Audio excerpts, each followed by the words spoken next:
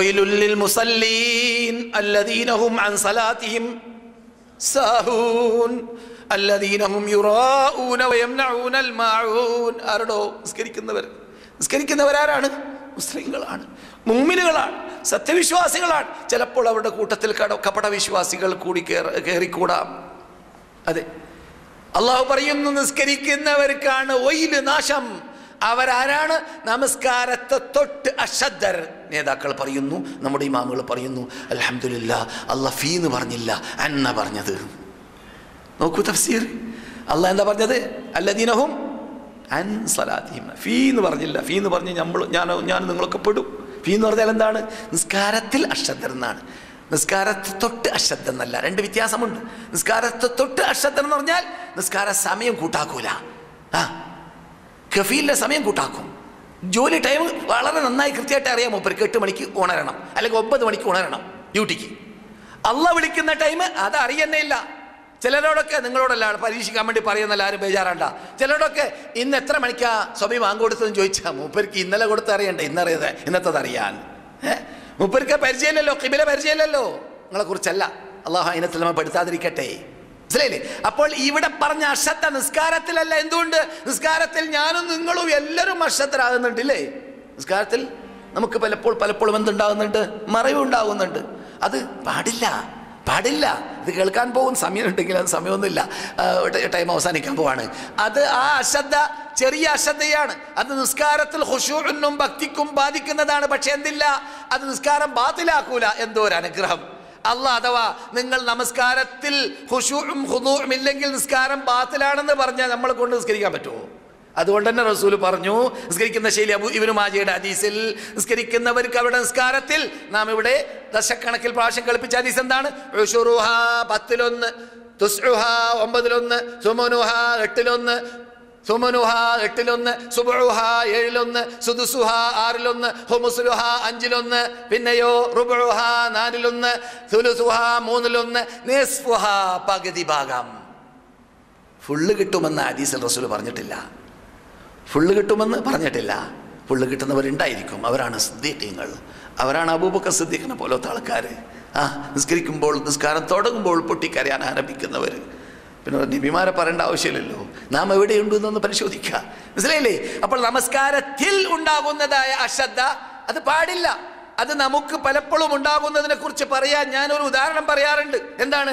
നാം ഒക്കെ ഒറ്റയ്ക്ക് നിസ്കരിക്കുകയാണെങ്കിൽ നിസ്കാരം തന്നെ എപ്പോഴും സഹുവിൻ്റെ സുജൂദില അല്ലേ? സഹുവിൻ്റെ സുജൂദ് ഇങ്ങനെ എപ്പോഴാണ് വർദ്ധിക്കുക?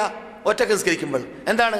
മൂപ്പര് ആ കടിഞ്ഞാണിൻ്റെ ബേക്കിലാകുമ്പോൾ ആ കടിഞ്ഞാണിൻ്റെ ബേക്കിൽ ഇങ്ങനെ ഒഴുകി നടക്കുക. ഇമാമിൻ്റെ ബേക്കിലാകുമ്പോൾ, ഇമാമിൻ്റെ ബേക്കിലല്ലാതിരിക്കുമ്പോൾ മൂപ്പര് പിടുത്തം വിട്ടു. ഇസ്ലാമിൽ അങ്ങനെ ഇല്ല കേട്ടാ. ഇസ്ലാമിൽ രണ്ടാം ജമാഅത്ത് ഇല്ല. ഷാഫി ഇമാമിനൊന്നും പരിചയമില്ല എന്നാണ് ആ കാലഘട്ടത്തിൽ വരെ. നമുക്കാണത് പരിചയം. അതുകൊണ്ട് ഈ മസ്അല പരിശോധിച്ചാൽ കാണൂല. ഫിഖ്ഹിന്റെ മസ്അല ഇത്തരം വിഷയത്തിൽ പരിശോധിച്ചാൽ പിൻ ഗ്രന്ഥങ്ങളിലല്ലാതെ മുൻ ഗ്രന്ഥങ്ങളിൽ കാണൂല. കാരണം മുൻ ഗ്രന്ഥങ്ങൾ ചർച്ച ചെയ്തിട്ടില്ല ആ വിഷയം. കാരണം അവർക്കത് പരിചയമില്ലാത്തതുകൊണ്ട്. നാം മനസ്സിലാക്കാത്ത കാര്യമാണ്. എന്തിനടോ അല്ലാഹു ഖുർആൻ പറഞ്ഞത്? ഫീ ബുയൂത്തിൻ അദിനല്ലാഹു അൻ തുർഫ, കെട്ടിപ്പൊക്കാൻ ഞാൻ ലോക മുസ്ലിങ്ങൾക്ക് അനുവദിക്കപ്പെട്ട പള്ളികളിൽ വെച്ചിട്ടാണ് നിസ്കാരം നടക്കേണ്ടത് എന്ന് പറഞ്ഞതായ ആ പള്ളികൾ പിന്നെ എന്തിനാണ് തോന്നിയ പോലെ കുന്തങ്ങളുടെ മുമ്പിൽ കുന്തം നിന്ന് നിസ്കരിക്കുകയാണെങ്കിൽ അത് ഇസ്ലാമിലില്ല. അതുകൊണ്ട് തന്നെ റസൂലുള്ളാഹിയുടെ കാലഘട്ടത്തിൽ മദീനത്തെ പള്ളിയിൽ ഒരവസരത്തിൽ നിസ്കാരം നടന്നപ്പോൾ 2 യുവാക്കൾ അവരുടെ റഹലിലായിരുന്നു. അവിടുന്ന് പിടിച്ചു കൊണ്ടുവരാൻ ഓർഡർ വന്നു. പിടിച്ചുകൊണ്ടുവരാൻ, അറസ്റ്റ് ചെയ്തിട്ട് ഇസ്ലാമിക ഭരണകൂടമല്ലേ നേതാവിൻ്റെ സാന്നിധ്യത്തിലേക്ക്. എന്താ ഞങ്ങളെ കൂടെ നിസ്കരിച്ചില്ല? മറുപടി കിട്ടി, അവർ യാത്രക്കാരായിരിക്കാം, ഞങ്ങൾ റഹലിൽ നമസ്കരിച്ചു. മുസ്ലിങ്ങളുടെ നമസ്കരിക്കുന്ന മേഖലകളിൽ നിങ്ങൾ ഉണ്ടെങ്കിൽ അവരുടെ കൂടെ നിങ്ങൾ നമസ്കരിക്കണം, ഇല്ലെങ്കിൽ ജനങ്ങൾ നിങ്ങളെ തെറ്റിദ്ധരിക്കാൻ സാധ്യതയുണ്ട് എന്ന് അവിടുന്ന് മറുപടി കിട്ടിയെന്നാണ്. ഇത് നാം യാത്രക്കാരാണെന്ന് പരിചയമില്ലാത്ത ആൾക്കാരുടെ മുമ്പിൽ വെച്ചിട്ട് നാം എന്ത് ചെയ്യരുത്?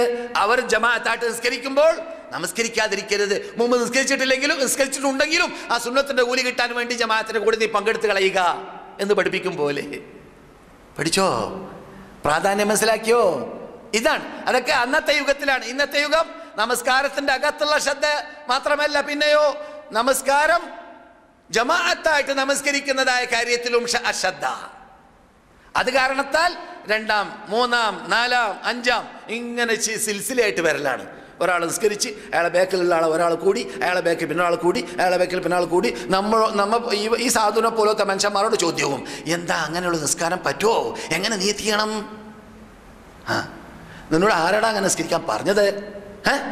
ഒന്നാം ട്രിപ്പിൽ തന്നെ എത്തുക. ഇസ്ലാം അനുവദിച്ച അനുവദിച്ച ഒഴിവ് കിഴിവ് നിനക്കില്ലെങ്കിൽ ജമാഅത്ത് ഒഴിവാക്കാൻ പാടില്ല.